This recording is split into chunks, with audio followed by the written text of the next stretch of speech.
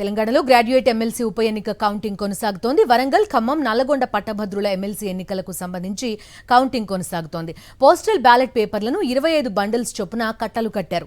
మొదటి ప్రాధాన్యత ఓట్ల లెక్కింపు ప్రారంభమైంది. అర్ధరాత్రి వరకు కౌంటింగ్ కొనసాగనుంది. గ్రాడ్యుయేట్ ఎమ్మెల్సీ ఉప ఎన్నిక కౌంటింగ్ కి సంబంధించి పూర్తి డీటెయిల్స్ అందిస్తారు మా కరెస్పాండెంట్ అశోక్. ప్రస్తుతం లైవ్ లో సిద్ధంగా ఉన్నారు.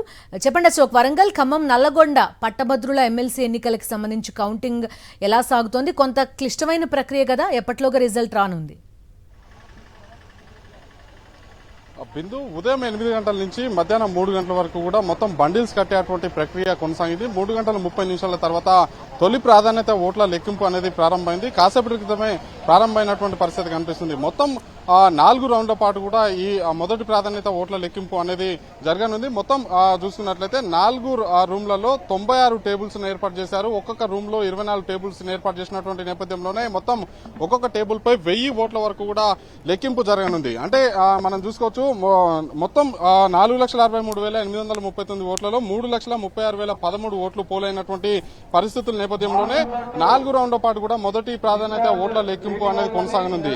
అంటే 4 రౌండ్లలో మొదటి ప్రాధాన్యత ఓట్ల ద్వారా ఫలితం తేలకపోతే రెండో ప్రాధాన్యత ఓట్ల ద్వారా ఫలితం తేల్చనున్నటువంటి పరిస్థితి కనిపిస్తుంది. అంటే ఒకసారి చూసుకున్నట్లయితే 3,36,013 ఓట్లలో చెల్లిన ఓట్లని చెల్లని ఓట్ల ఎన్ని అనేది కూడా ప్రస్తుతం లెక్కింపు ప్రక్రియ సందర్భంగానే తేలినటువంటి పరిస్థితి కనిపిస్తుంది. 50% మించి రావాల్సి ఉన్నటువంటి నేపథ్యంలోనే చెల్లిన ఓట్లలో 50% రావాలి. మనం ఉదాహరణకు చూసుకున్నట్లయితే 3,36,013 ఓట్లు చెల్లితే అందులో 1,68,007 ఓట్లు మొదటి ప్రాధాన్యత ఓట్లు లభించినటువంటి వ్యక్తిని గెలిచినట్టుగా ప్రకటిస్తారు. ఒకవేళ మొదటి ప్రాధాన్యత ఓట్ల ద్వారా గెలుపు అనేది స్పష్టంగా రాకపోతే, అంటే స్పష్టమైనటువంటి రిజల్ట్ రాకపోతే రెండో ప్రాధాన్యత ఓట్ల లెక్కింపుకు వెళ్తారు. రెండో ప్రాధాన్యత ఓట్ల ద్వారా ఎవరైతే మెజార్టీ సాధిస్తారో 50% మించి సాధిస్తారో వారిని గెలిచినట్టు కూడా ప్రకటిస్తారని చెప్పేసి మనకైతే అధికారులతో చెప్తున్నటువంటి పరిస్థితి కనిపిస్తుంది. 3 షిఫ్ట్ల వారీగా కూడా ఈ లెక్కింపు ప్రక్రియ కొనసాగనుంది.